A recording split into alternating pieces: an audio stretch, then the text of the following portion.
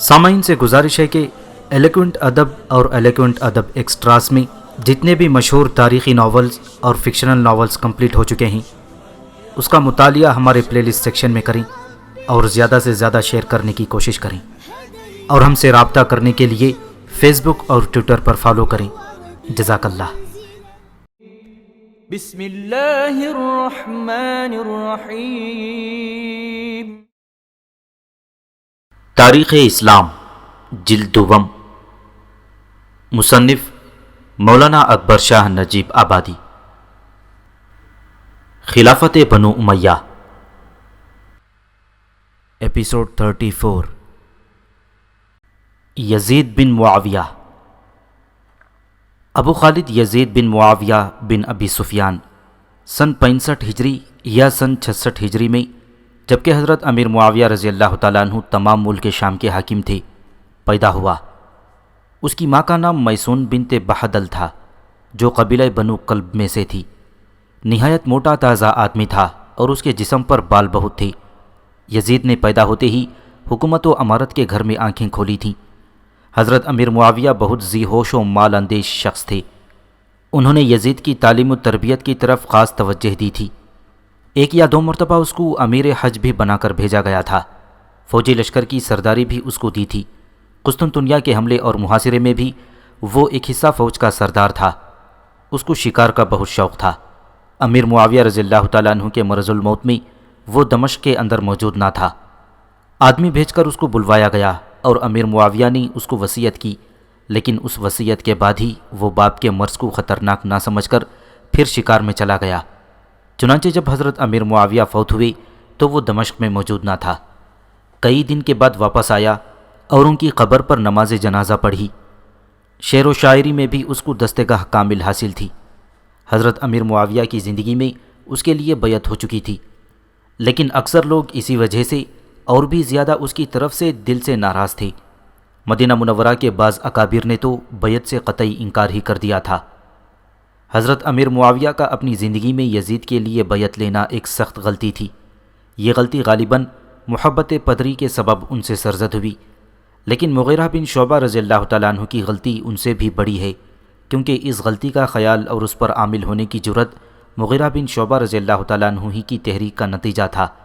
اسی لیے حضرت حسن بصری رحمۃ اللہ علیہ نے فرمایا ہے کہ مغیرہ بن شعبہ نے مسلمانوں میں ایک ایسی رسم جاری ہونے کا موقع پیدا کر دیا جس سے مشورہ جاتا رہا اور باپ کے بعد بیٹا بادشاہ ہونے لگا۔ حضرت امیر معاویہ کے بعد اہل شام نے تو بلا تعامل بطیب خاطر یزید کے ہاتھ پر بیعت کر لی۔ دوسرے صوبوں کے لوگوں نے بھی امال کے ذریعے بیعت کی اور روب سلطنت کے مقابلے میں انکار کی جرأت نہ کر سکے۔ یزید نے تخت حکومت پر بیٹھتے ہی صوبوں اور ولایتوں کے عالموں کو لکھا کہ لوگوں سے میرے نام پر بیعت لو۔ اس زمانے میں مدینہ کے والی ولید بن عتبہ بن ابی سفیان اور کوفہ کے والی نعمان بن بشیر رضی اللہ تعالیٰ عنہ تھے۔ یہ دونوں عامل نیک طبیعت اور صلح جو انسان تھے۔ ان دونوں کے مزاج میں سختی و درستی دوسرے عاملوں کے مقابلے میں بالکل نہ تھی۔ جب یزید کا حکم مدینہ میں ولید بن عتبہ کے پاس پہنچا، ولید نے اکابر مدینہ کو جمع کر کے یزید کا خط سنایا۔ حسن رضی اللہ تعالیٰ عنہ نے امیر معاویہ کے وفات کا حال سن کر اظہار افسوس کیا اور ان کے لیے دعائے مغفرت کی، اور ولید سے کہا کہ ابھی میری بیعت کے لیے جلدی نہ کیجیے، میں سوچ کر فیصلہ کروں گا۔ مروان بن حکم جو پہلے مدینہ کا عامل اور اب ولید بن عتبہ کی ماتحتی میں بطور مشیر موجود تھا، اس نے ولید کو ترغیب دی کہ حسین رضی اللہ تعالیٰ عنہ سے اسی وقت بیعت لے لی جائے اور ان کو جانے نہ دیا جائے، لیکن ولید نے مروان کے مشورے کو قبول نہ کیا اور ان کی بیعت کو اگلے دن پر ملتوی رکھا۔ عبداللہ بن زبیر رضی اللہ تعالیٰ عنہ ولید کے پاس نہیں آئے تھے، ان کو بلوایا گیا، انہوں نے آنے سے انکار کیا اور ایک شب کی مہلت طلب کی۔ ان کو بھی ولید نے مہلت دے دی۔ رات کو موقع پا کر عبداللہ بن زبیر رضی اللہ تعالیٰ عنہ مع اپنے اہل و عیال مدینہ سے نکل گئے اور مدینہ کے معروف راستے کو چھوڑ کر کسی غیر معروف راستے سے روانہ ہوئے۔ اگلے دن ان کی گرفتاری کے لیے مروان اور ولید 30 آدمیوں کا ایک دستہ لے کر نکلے، مگر کہیں سراغ نہ ملا۔ شام کو واپس آ گئے۔ یہ تمام دن چونکہ عبداللہ بن زبیر رضی اللہ تعالیٰ عنہ کے تجسس میں گزرا، لہٰذا حسین رضی اللہ تعالیٰ عنہ کی طرف کوئی توجہ نہ ہو سکی۔ اس دوسری شب میں حسین رضی اللہ تعالیٰ عنہ بھی موقع پا کر مدینہ سے مع اپنے اہل و عیال روانہ ہو گئی۔ صبح کو ان کی روانگی کا حل معلوم ہوا تو ولید نے کہا کہ میں حسین کا تعاقب نہ کروں گا، ممکن ہے کہ وہ مقابلہ کریں اور مجھ کو ان کے خون سے اپنے ہاتھ رنگنے پڑیں، جو مجھ کو کسی طرح گوارا نہیں۔ پھر ولید بن عتبہ نے ان دونوں صاحبوں کی روانگی کے بعد اہل مدینہ سے خلافت یزید کی بیعت لی۔ عبداللہ بن عمر رضی اللہ تعالیٰ عنہ سے کوئی خطرہ ہی نہ تھا، کیونکہ انہوں نے کبھی خلافت کی خواہش ہی نہیں کی۔ ادھر یزید نے بھی لکھ دیا تھا کہ اگر عبداللہ بن عمر بیعت نہ کریں تو ان سے کوئی تعرض نہ کیا جائے، لہٰذا عبداللہ بن عمر سے بیعت کے لیے کسی نے کچھ نہ کہا۔ عبداللہ بن عمر اور عبداللہ بن عباس رضی اللہ تعالیٰ عنہ چند روز کے بعد مکے کی طرف چلے گئے تھے۔ مکے میں حارث بن حر کو یزید نے عامل بنا کر بھیج دیا تھا۔ عبداللہ بن زبیر اور حسین ابن علی دونوں مکہ میں ساتھ ہی داخل ہوئے۔ ان کو دیکھتے ہی عبداللہ بن صفوان بن امیہ نے، جو شرفائے مکہ میں سے تھے، ان کے ہاتھ پر بیعت کی۔ پھر اس کے بعد مکے کے 2000 آدمیوں نے، جو شرفاء و عمائدین شمار ہوتے تھے، عبداللہ بن زبیر کے ہاتھ پر بیعت کر لی۔ عبداللہ بن زبیر نے حارث کو گرفتار کر کے قید کر دیا اور مکے کی حکومت اپنے ہاتھ میں لے لی۔ حضرت حسین ابن علی رضی اللہ تعالیٰ عنہ بھی مکے میں موجود تھے۔ نہ انہوں نے عبداللہ بن زبیر کے ہاتھ پر بیعت کی، نہ عبداللہ بن زبیر نے حضرت حسین یا ان کے اہل خاندان سے بیعت لینی چاہی۔ اسی طرح جب عبداللہ بن عمر اور عبداللہ بن عباس مکے میں تشریف لے آئے تو ان سے بھی عبداللہ بن زبیر نے اپنی بیعت کے لیے کوئی خواہش ظاہر نہیں کی۔ عبداللہ بن زبیر نے اپنا زیادہ وقت خانہ کعبہ میں مصروف عبادت رہ کر بسر کرتے تھے۔ ان چند حضرات کے سوا تمام اہل مکہ ان کے ہاتھ پر بیعت ہو گئی تھی۔ حسین ابن علی سے عبداللہ بن زبیر اکثر ملتے اور مشورہ بھی کرتے رہتے تھے۔ معلوم ایسا ہوتا ہے کہ عبداللہ بن زبیر نے لوگوں سے خلافت کی بیعت نہیں لی تھی، بلکہ اس بیعت کا منشا صرف یہ تھا کہ یزید کو خلیفہ تسلیم نہ کیا جائے، اور جب تک خلیفہ عالم اسلام کے لیے متفقہ طور پر متعین نہ ہو اس وقت تک امن و امان اور انتظام قائم رکھنے کے لیے عبداللہ بن زبیر مکے کے حاکم تسلیم کیے جائیں۔ لیکن حسین ابن علی کو یہ بات کچھ گیراں گزرتی تھی کہ عبداللہ بن زبیر کو حکومت مکہ کیوں حاصل ہے، اس لیے کہ وہ اور ان کے اہل خاندان عبداللہ بن زبیر کے پیچھے نماز پڑھتے اور شریک جماعت نہ ہوتے تھے۔ ادھر عبداللہ بن زبیر اور حسین ابن علی کے مدینہ سے چلے جانے اور اہل مدینہ کے بیعت کر لینے کی کیفیت مروان نے یزید کے پاس لکھ کر بھیجی۔ یزید نے فوراً ولید بن عتبہ کو معزول کر کے ان کی جگہ عمرو بن سعید بن عاص کو مدینے کا حاکم مقرر کر کے بھیجا۔ عمرو بن سعید نے مدینہ آ کر حکومت سنبھالی اور ولید بن عتبہ مدینے سے یزید کے پاس چلے گئے۔ ادھر مکے پر عبداللہ بن زبیر کے قابض ہو جانے اور حارث کے قید ہونے کی کیفیت حارث بن خالد نے، جو مکہ میں موجود تھے اور اپنے گھر سے باہر نہ نکلتے تھے، لکھ کر یزید کے پاس روانہ کی۔ مکے کی حالت سے واقف ہو کر یزید نے عمرو بن سعید کو لکھا کہ مکہ جا کر عبداللہ بن زبیر کو گرفتار کرو اور پابہ زنجیر میرے پاس روانہ کر دو۔ عمرو بن سعید نے ایک زبردست فوج مکے کی جانب بھیجی۔ وہاں لڑائی ہوئی، عبداللہ بن زبیر کو فتح حاصل ہوئی اور مدینہ سے آئی ہوئی فوج کا سپہ سالار گرفتار ہو کر قید ہوا۔ کوفہ والے حضرت امیر معاویہ رضی اللہ تعالیٰ عنہ ہی کے زمانے میں حضرت حسین ابن علی رضی اللہ تعالیٰ عنہ کے ساتھ خط و کتابت رکھتے اور بار بار لکھتے رہتے تھے کہ آپ کوفہ میں چلے آئیں، ہم آپ کے ہاتھ پر بیعت کر لیں گے۔ کوفہ والوں کی ان خفیہ کارروائیوں اور ریشہ دیوانیوں سے امیر معاویہ بھی واقف تھے۔ حضرت حسن کوفہ والوں کی عادت کا نہایت صحیح اندازہ رکھتے تھے، اسی لیے انہوں نے فوت ہوتے وقت حضرت حسین ابن علی کو وصیت کی تھی کہ تم کو کوفہ والوں کے فریب میں نہیں آنا چاہیے۔ ادھر امیر معاویہ یزید کو بتا گئے تھے کہ کوفہ والے حسین کو ضرور خروج پر آمادہ کریں گے۔ اگر ایسی ضرورت پیش آئے اور تم حسین پر قابو پاؤ تو ان کے ساتھ رعایت کا برتاؤ کرنا۔ چونکہ مکے کی حکومت عبداللہ بن زبیر کے ہاتھ میں آ گئی تھی، لہٰذا حضرت حسین کی توجہ اب کوفہ کی طرف زیادہ مبذول رہتی تھی۔ کوفہ میں جب وہاں کے حاکم نعمان بن بشیر رضی اللہ تعالیٰ عنہ کے پاس یزید کا خط پہنچا اور عام طور پر امیر معاویہ کے انتقال کی خبر مشہور ہوئی تو شیعان بنو امیہ نے فوراً نعمان بن بشیر کے ہاتھ پر خلافت یزید کی بیعت کی۔ لیکن شیعان علی اور شیعان حسین نے، جو پہلے ہی سے حسین کو کوفہ میں بلانے کی کوشش کر رہے تھے، بیعت میں تعامل کیا اور سلیمان بن سرد کے مکان میں جمع ہوئے۔ سب نے اس اقرارداد پر اتفاق کیا کہ یزید کو خلیفہ تسلیم نہ کیا جائے اور حسین کو کوفہ میں بلایا جائے۔ ابھی یہ خفیہ مشورے ہو ہی رہے تھے کہ انہوں نے سنا کہ حسین مدینہ سے مکہ چلے گئے ہیں، مگر وہاں اہل مکہ نے حسین کو نہیں بلکہ عبداللہ بن زبیر کو اپنا حاکم بنا لیا ہے، اور حسین مکے میں ہی موجود ہیں، اور حسین نے عبداللہ بن زبیر کے ہاتھ پر اب تک بیعت نہیں کی ہے۔ چنانچہ انہوں نے حسین کے پاس ایک خط روانہ کیا: ہم آپ کے اور آپ کے والد بزرگوار کے شیدائی اور بنو امیہ کے دشمن ہیں۔ ہم نے آپ کے والد ماجد کی حمایت میں طلحہ اور زبیر سے جنگ کی۔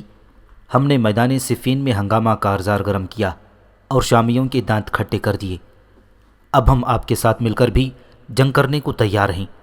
آپ فوراً اس خط کے دیکھتے ہی کوفہ کی طرف روانہ ہو جائیں۔ یہاں آئیے تاکہ ہم نعمان بن بشیر کو قتل کر کے کوفہ آپ کے سپرد کر دیں۔ کوفہ اور عراق میں 1,00,000 سپاہ موجود ہیں، وہ سب کے سب آپ کے ہاتھ پر بیعت کرنے کو تیار ہیں۔ ہم آپ کو حقدار خلافت یقین کرتے ہیں۔ یزید تو کسی طرح بھی آپ کے مقابلے میں خلافت کا استحقاق نہیں رکھتا۔ یہ موقع ہے، دیر مطلق نہ کیجیے۔ ہم یزید کو قتل کر کے آپ کو تمام عالم اسلام کا تنہا خلیفہ بنانا چاہتے ہیں۔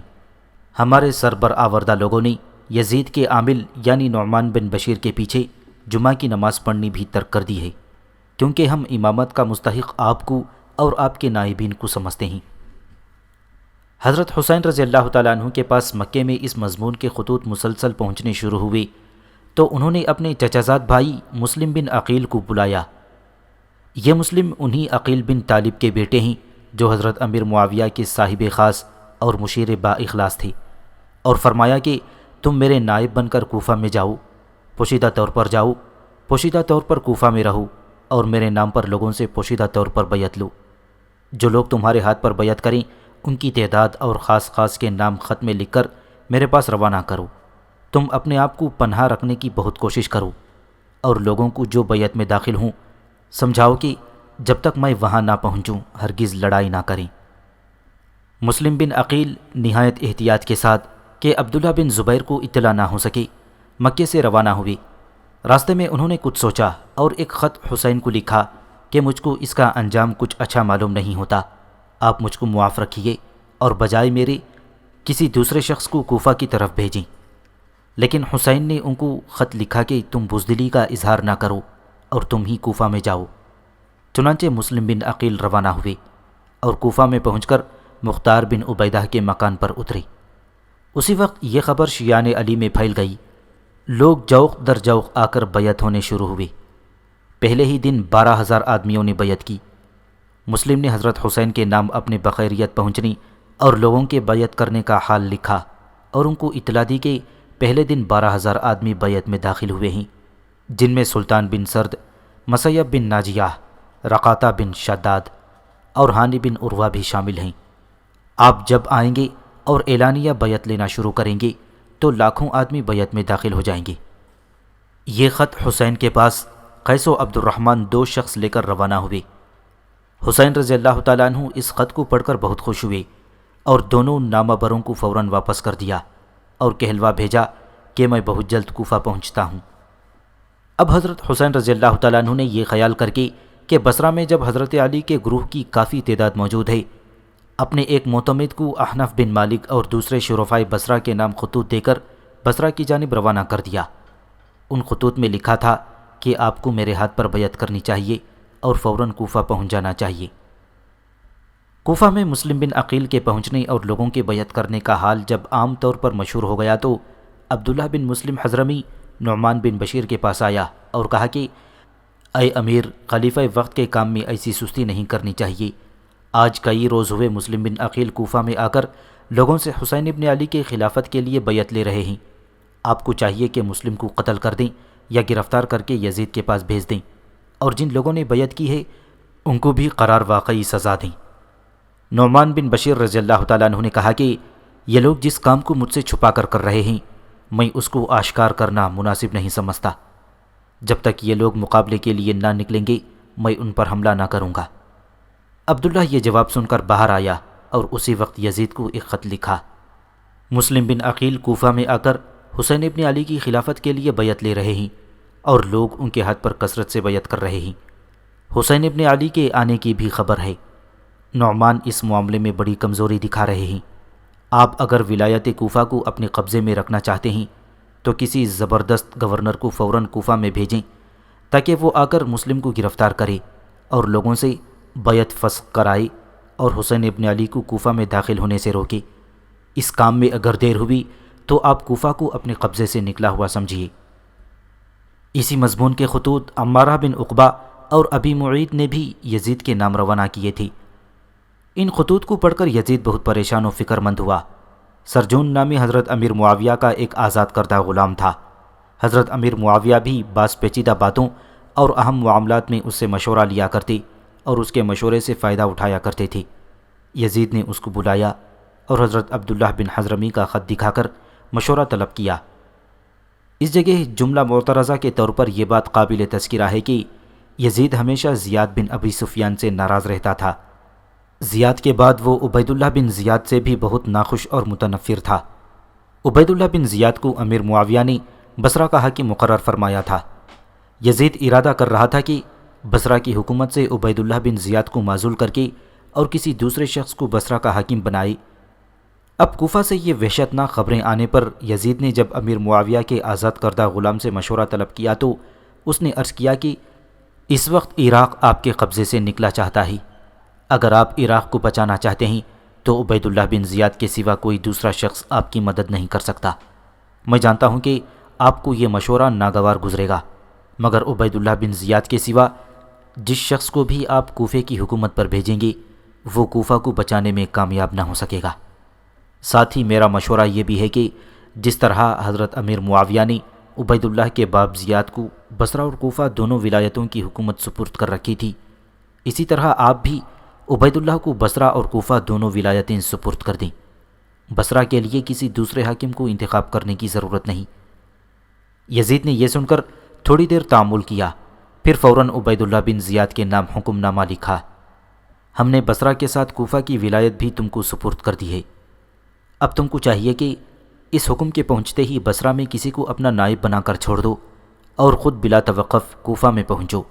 وہاں مسلم بن عقیل آئے ہوئے ہیں اور حسین کے لیے بیعت لے رہے ہیں۔ ان کو پکڑ کر قید یا قتل کرو، اور جن لوگوں نے ان کی بیعت کی ہے ان کو بھی اگر فسخ بیعت سے انکار کریں تو تلوار کے گھاٹ اتار دو، اور اس قسم کے ہر ایک قطرے کا بندوبست کرو۔ عبید اللہ بن زیاد کو یقین تھا کہ یزید مجھ کو بصرہ کی حکومت سے معزول اور برطرف کیے بغیر نہ رہے۔ اس خط کو پڑھ کر وہ حیران رہ گیا تھا، پھر خوش بھی ہوا اور رنجیدہ بھی، کیونکہ اس حکم کے پڑھنے سے اس کے دل میں خطرہ پیدا ہوا تھا کہ یزید اس بہانے سے مجھ کو بصرہ سے نکالنا چاہتا ہے۔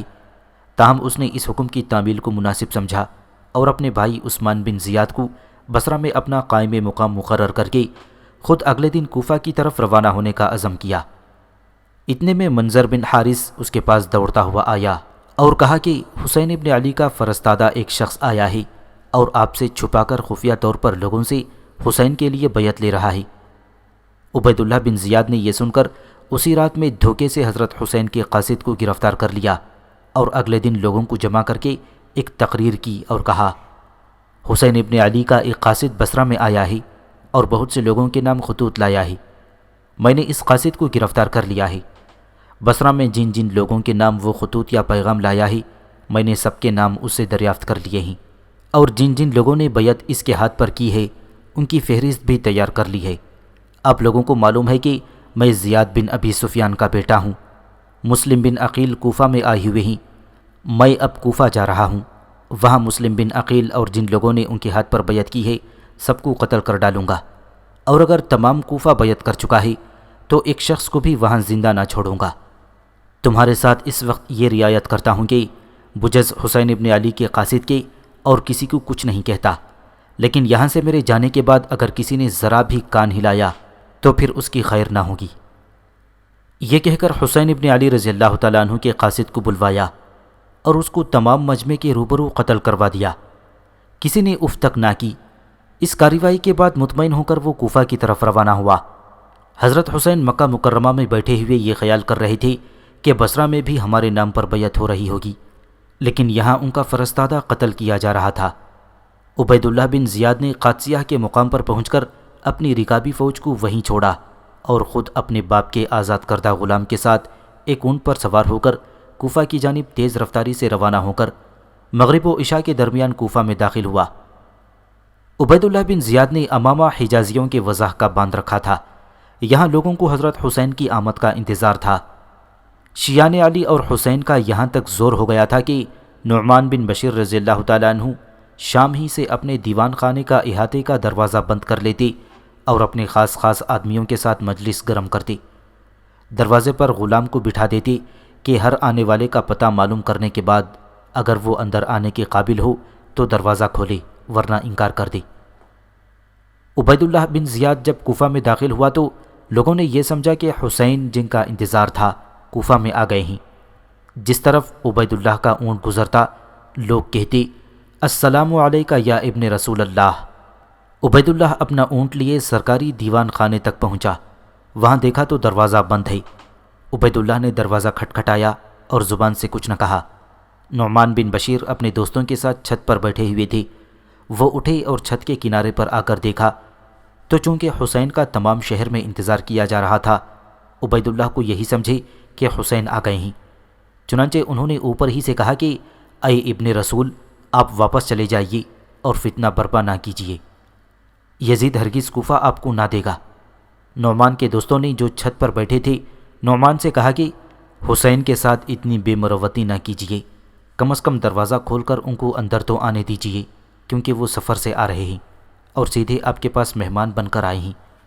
نعمان نے کہا کہ میں اس کو پسند نہیں کرتا کہ لوگوں کو یہ کہنے کا موقع ملے کہ نعمان کے عہد حکومت میں کوفہ کے اندر حسین قتل کیے گئے۔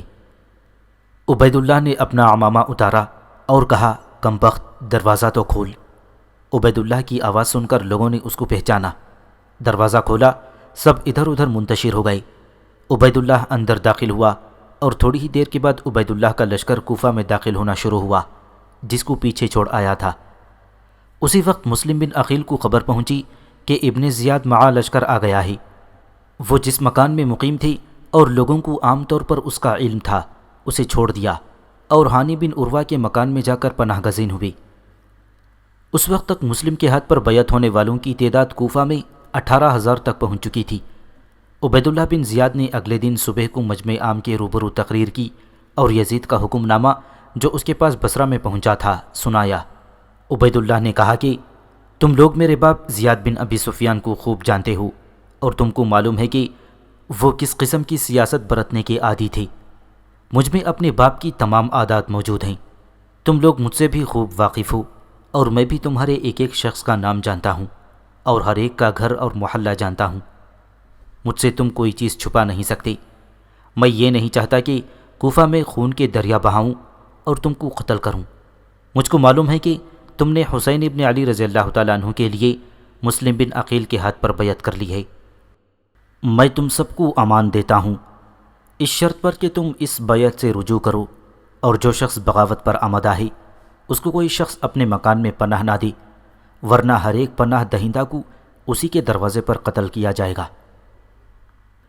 اس تقریر کے بعد عبید اللہ نے مسلم بن عقیل کا پتہ دریافت کیا کہ وہ کس جگہ ہیں۔ کسی نے پتہ نہ بتایا۔ آخر عبید اللہ کو اپنے جاسوسوں کے ذریعے معلوم ہوا کہ وہ ہانی بن عروہ کے مکان میں چھپے ہوئے ہیں۔ عبید اللہ نے معقل نامی ایک شخص کو جو تمیم کے آزاد کردہ غلاموں میں سے تھا اور اس کو کوفہ میں کوئی بھی نہیں پہچانتا تھا، بلا کر تنہائی میں 3,000 درہم کی ایک تھیلی دی اور کہا کہ فلاں محلے میں ہانی بن عروہ کے مکان پر جاؤ۔ جب ہانی بن عروہ سے ملاقات ہو جائے تو اس سے کہو کہ مجھ کو آپ سے تنہائی میں کچھ کہنا ہے۔ جب تنہائی میں پہنچو تو ہانی سے کہو کہ مجھ کو بصرہ کے فلاں فلاں شخصوں نے بھیجا ہے اور 3,000 درہم دیے ہیں کہ کوفہ میں جا کر مسلم بن عقیل کے پاس پہنچا دو، اور ان سے کہو کہ ہمارے پاس مکے سے حسین کا خط آیا ہے۔ انہوں نے ہم کو لکھا ہے کہ تم فلاں تاریخ کوفہ پہنچ جاؤ۔ اسی تاریخ حسین بھی کوفہ میں پہنچیں گے۔ آپ بالکل مطمئن رہیں، ہم سب تاریخ مقررہ حسین کے ساتھ داخل ہوں گے۔ یہ 3,000 درہم اپنی ضروریات میں صرف کرو اور ہماری طرف سے بطور ہدیہ قبول کرو۔ لہٰذا آپ مجھ کو مسلم بن عقیل کے پاس پہنچا دیجئے تاکہ میں تمام پیغامات اور یہ روپیہ ان کی خدمت میں پہنچا دوں اور فوراً کوفہ سے چلا جاؤں، کیونکہ عبید اللہ بن زیاد آ گیا ہے اور وہ مجھ کو پہچانتا ہے۔ ایسا نہ ہو کہ میں گرفتار ہو جاؤں۔ معقل 3,000 درہم کی تھیلی لے کر ہانی کے پاس پہنچا۔ وہ مکان کے دروازے پر بیٹھا تھا۔ معقل کی باتیں سن کر فوراً مسلم بن عقیل کے پاس لے گیا۔ مسلم بن عقیل نے خوش ہو کر وہ تھیلی لے لی اور پیغامات سن کر معقل کو رخصت کر دیا۔ معقل وہاں سے چل کر سیدھا عبید اللہ کے پاس پہنچا اور کہا کہ میں تھیلی مسلم بن عقیل کو دے آیا ہوں اور خود ان سے باتیں کی ہیں، وہ ہانی کے مکان میں موجود ہیں۔ عبید اللہ بن زیاد نے ہانی بن عروہ کو بلا کر پوچھا کہ مسلم کہاں ہیں؟ ہانی نے لا علمی بیان کی۔ عبید اللہ نے معقل کو بلوا کر سب کے سامنے اس کا بیان سنوایا۔ ہانی شرمندہ ہو کر کہنے لگے کہ ہاں، میرے پاس مسلم بن عقیل پناہ گزین ہیں، لیکن میں اپنی یہ بے عزتی برداشت نہیں کر سکتا کہ اب ان کو آپ کے سپرد کر دوں۔ عبید اللہ نے ہانی کو وہیں گرفتار کر لیا۔ شہر میں یہ خبر مشہور ہوئی کہ ہانی کو عبید اللہ نے قتل کر دیا ہے۔ ہانی بن عروہ کے گھر کی عورتیں یہ سن کر رونے لگیں۔ مسلم بن عقیل نے جب یہ صورت دیکھی تو وہ ضبط نہ کر سکے اور فوراً شمشیر بدست ہانی کے گھر سے نکلے اور ان لوگوں کو آواز دی جنہوں نے مسلم کے ہاتھ پر بیعت کی تھی۔ 18,000 میں سے صرف 4,000 آدمی ان کے گرد جمع ہوئے۔ مسلم نے باقیوں کو بھی بلوایا، لیکن ہر ایک نے جواب دیا کہ ہم سے تو بیعت کے وقت یہ اقرار لیا گیا ہے کہ جب تک حسین نہ آ جائیں گے کسی سے جنگ نہ کریں گے، ان کے آنے تک آپ کو بھی صبر کرنا چاہیے۔ مسلم بن عقیل چونکہ اب باہر آ چکے تھے لہٰذا دوبارہ نہیں چھپ سکتے تھے۔ انہی 4,000 آدمیوں کو لے کر مسلم بن عقیل نے عبید اللہ بن زیاد کا محاصرہ کر لیا۔ اس وقت عبید اللہ دارالامارہ میں 30-40 آدمیوں کے ساتھ تھا۔ چھتوں پر چڑھ کر محاصرین پر تیروں کی بارش شروع کی۔ مسلم کے ہمراہیوں کو ان کے رشتہ داروں اور دوستوں نے آ کر سمجھانا شروع کیا کہ اپنے آپ کو کیوں ہلاکت میں ڈالتے ہو۔ غرض رفتہ رفتہ سب جدا ہو گئی اور مسلم بن عقیل کے ساتھ صرف 30-40 آدمی رہ گئے۔ مسلم بن عقیل اور ہانی کا قتل۔ اس حالت میں مسلم بن عقیل وہاں سے بھاگے اور اہل کوفہ میں سے کسی شخص کے گھر میں پناہ گزین ہوئے۔ عبید اللہ بن زیاد نے عمرو بن جریر مخرومی کو ان کی گرفتاری کے لیے بھیجا۔ مسلم بن عقیل نے کوئی مفر نہ دیکھ کر تلوار کھینچی، لیکن عمرو بن جریر نے کہا کہ آپ اپنی جان ناحق کیوں ضائع کرتے ہیں؟ آپ اپنے آپ کو میرے سپرد کر دیں، میں اپنی ذمہ داری پر آپ کو امیر عبید اللہ بن زیاد کے پاس لیے چلتا ہوں اور وعدہ کرتا ہوں کہ اس سے آپ کی جان بخشی کرا دوں گا۔ مسلم بن عقیل نے تلوار ہاتھ سے رکھ کر اپنا ہاتھ اس کے ہاتھ میں دے دیا۔ وہ مسلم کو عبید اللہ کے پاس لے گیا۔ عبید اللہ نے مسلم کو بھی اسی کمرے میں قید کر دیا جس میں ہانی بن عروہ پہلے سے قید تھے۔ اگلے روز بیعت کرنے والوں میں سے 10,000 آدمی جمع ہوئے اور عبید اللہ بن زیاد کے مکان کو جا کر گھیر لیا اور مسلم و ہانی دونوں کی رہائی کا مطالبہ کیا کہ اگر رضامندی سے دونوں کو رہا کر دو تو بہت اچھا ہے، نہیں تو ہم زبردستی چھین کر لے جائیں گے۔ عبید اللہ بن زیاد نے اپنے آدمیوں کو حکم دیا کہ چھت پر لے جا کر مسلم اور ہانی دونوں کو ان لوگوں کے سامنے قتل کر دو۔ چنانچہ دونوں کو قتل کر دیا گیا۔ یہ دیکھ کر سب کے سب منتشر ہو گئے، گویا وہ ان دونوں کو قتل ہی کرانے آئے تھے۔ عبید اللہ نے حکم دیا کہ محل کا دروازہ کھول دیں اور ان دونوں کے جسموں کو دار پر لٹکا دیں اور سروں کو یزید کے پاس دمشق میں لے جائیں۔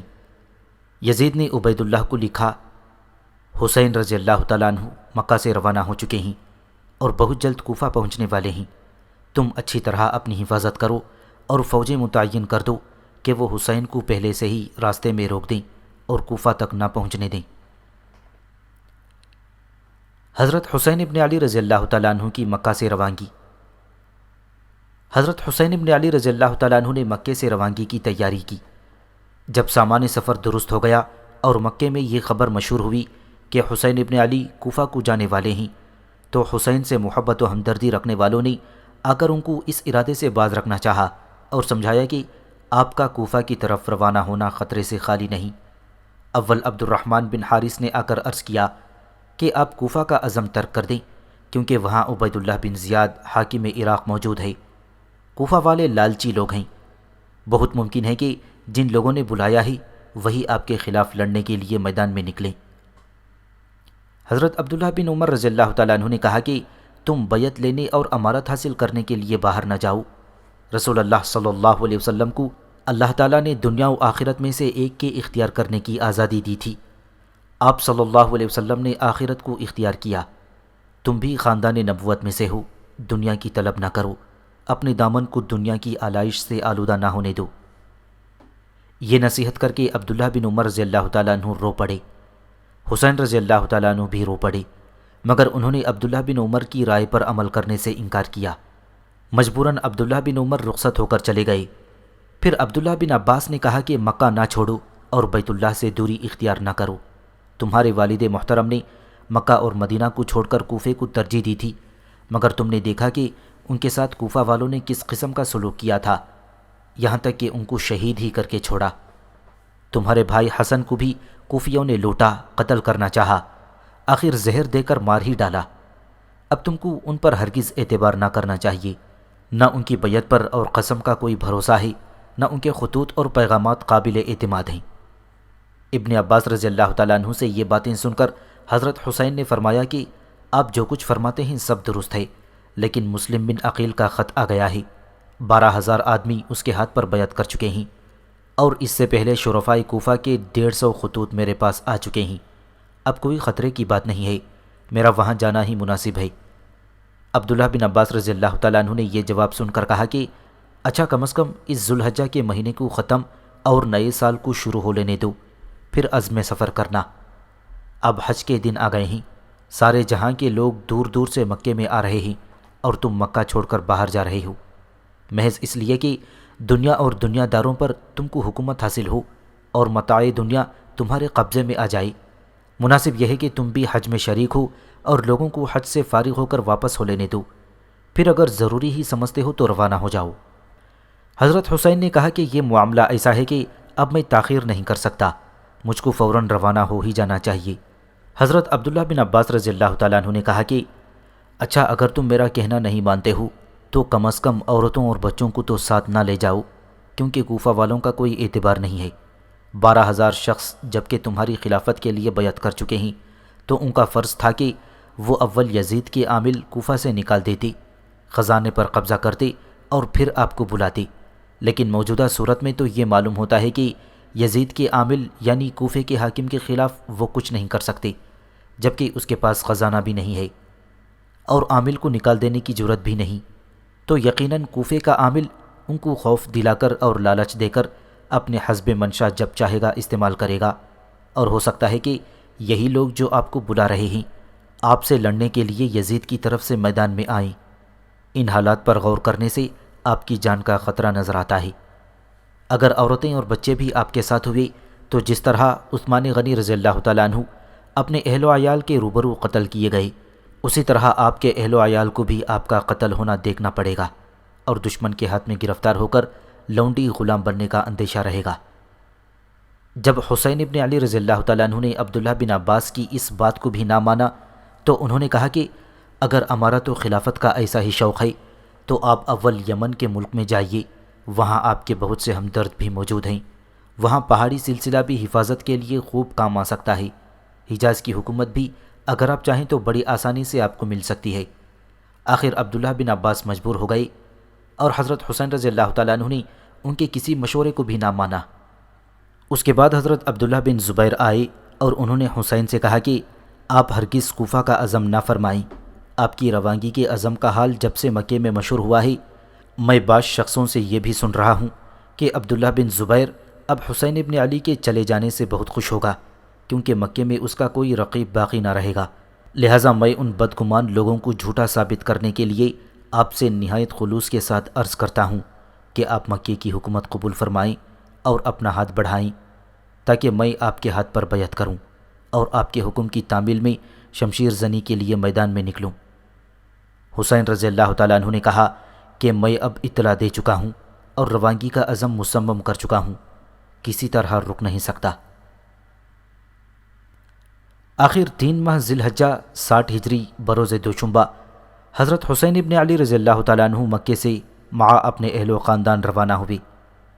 اسی تاریخ یعنی بروز دوشنبہ بتاریخ 3 ذی الحجہ کوفہ میں مسلم بن عقیل قتل کیے گئے۔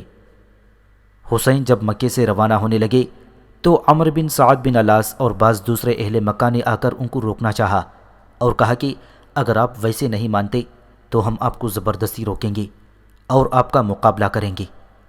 حسین ابن علی رضی اللہ تعالیٰ عنہ نے کہا کہ جو کچھ تم سے ہو سکے کر گزرو اور لڑائی کا ارمان بھی نکال لو۔ یہ سن کر سب لوگ ان کے سامنے سے ہٹ گئے اور وہ روانہ ہو گئی۔ رخصت کرتے وقت عبداللہ بن عباس رضی اللہ تعالیٰ عنہ نے کہا کہ میں اس وقت تمہارے اونٹ کے آگے لیٹ جاتا کہ مجھ کو بغیر کچلے ہوئے آگے نہ بڑھ سکے، لیکن میں جانتا ہوں کہ تم پھر بھی نہ رکو گی اور عزیمت کوفہ سے باز نہ رہو گی۔ آخر آپ مکے سے روانہ ہو گئی۔ مقام طیغبہ میں ایک قافلہ ملا جو یزید کے پاس عامل یمن کی طرف سے تحائف لے جا رہا تھا۔ آپ نے اس قافلے کو گرفتار کر لیا اور کچھ سامان اس قافلے سے لے کر آگے روانہ ہوئی۔ مکہ اور کوفہ کے درمیان مقام صفح میں عربی کے مشہور شاعر فرزوق سے ملاقات ہوئی جو کوفے سے آ رہا تھا۔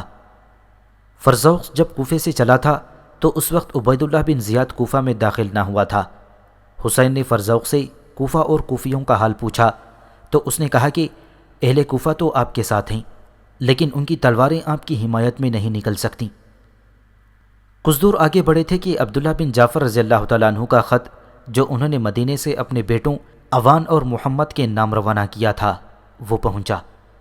عبداللہ بن جعفر رضی اللہ تعالیٰ عنہ نے لکھا تھا کہ میں آپ کو اللہ کا واسطہ دے کر عرض کرتا ہوں کہ کوفے کے ارادے سے باز رہیے اور مدینے میں آ جائیے، مجھ کو اندیشہ ہے کہ آپ قتل نہ ہو جائیں۔ اللہ کے لیے آپ اس معاملے میں جلدی نہ کریں۔ ساتھ ہی مدینے کے والی کا خط بھی انہی قاصدوں نے دیا جس میں لکھا تھا کہ آپ مدینے میں آ کر رہنا چاہیں تو آپ کو امان ہے، مگر حسین رضی اللہ تعالیٰ عنہ نے واپسی سے قطعاً انکار کیا۔ محمد اور عوان کو بھی اپنے ہمراہ لے لیا اور اپنے دلیل راہ سے جو بصرہ کا ایک شخص تھا کہا کہ جس قدر جلد ممکن ہو ہم کو کوفہ میں پہنچاؤ تاکہ ہم عبید اللہ بن زیاد کے پہنچنے سے پہلے کوفہ میں داخل ہو جائیں، وہاں لوگ ہمارے سخت منتظر ہوں گے۔ اتفاقاً اسی روز عبید اللہ بن زیاد کے پاس یزید کا خط پہنچا تھا کہ اپنی حفاظت کرو، اور چونکہ حسین مکے سے روانہ ہو چکے ہوں گے لہٰذا ہر ایک راستے پر فوجیں متعین کر دو کہ ان کو کوفہ تک نہ پہنچنے دیا جائے۔ حسین ابن علی رضی اللہ تعالیٰ عنہ اپنے دل میں یہ خیال کرتے ہوئے جا رہے تھے کہ مسلم بن عقیل کے ہاتھ پر ہر روز لوگ بیعت کرتے ہوں گے اور اب جماعت بہت زیادہ ہو چکی ہوگی، لیکن کوفہ میں عبید اللہ بن زیاد ان کی گرفتاری یا قتل کے لیے فوجیں نامزد کر چکا تھا، اور چند منزلیں طے کرنے کے بعد عبداللہ بن مطیع سے ملاقات ہوئی۔ انہوں نے حضرت حسین کے ارادے سے واقف ہو کر نہایت اصرار کے ساتھ روکا اور مکے کی طرف واپس چلنے کے لیے قسمیں دلائیں۔ پھر ان کو سمجھایا کہ آپ عراقیوں کے فریب میں نہ آئیں، اگر آپ بنو امیہ سے خلافت چھیننے کی کوشش کریں گے تو وہ آپ کو ضرور قتل کر دیں گے، اور ہر ایک ہاشمی، ہر ایک عرب اور ہر ایک مسلمان کے قتل پر دلیر ہو جائیں گے۔ آپ اپنے آپ کو ہلاکت میں ڈال کر اسلام عرب اور قریش کی حرمت کو نہ مٹائیں۔ مگر حسین رضی اللہ تعالیٰ عنہ پر ان کی اس بات کا کوئی اثر نہ ہوا اور وہ بدستور کوفہ کی جانب گرم میں سفر رہے۔ مقام آجر سے آپ نے قیس بن مظہر کے ہاتھ اہل کوفہ کے پاس ایک خط بھیجا کہ ہم قریب پہنچ گئے ہیں، ہمارے منتظر رہو۔ قیس قادسیہ میں پہنچے کہ لشکر ابن زیاد کے ہاتھ میں گرفتار ہو گئے۔ ابن زیاد کے روبرو معاں خط پیش کیے گئے۔ اس نے قصر امارت سے چھت پر چڑھا کر اوپر سے گرا دیا اور قیس گرتے ہی فوت ہو گئے۔ پھر اگلی منزل سے اپنے رضائی بھائی عبداللہ بن یقتر کو اسی طرح کا ایک خط دے کر بھیجا، وہ بھی اسی طرح گرفتار ہو کر اسی طرح قصر امارت سے گرا کر قتل کیے گئے۔ یہ قافلہ جب مقام ثعلبہ میں پہنچا تو معلوم ہوا کہ مسلم بن عقیل کوفہ میں قتل کر دیے گئے اور اب کوئی متنفس کوفہ میں حسین کا حمایتی نہیں ہے۔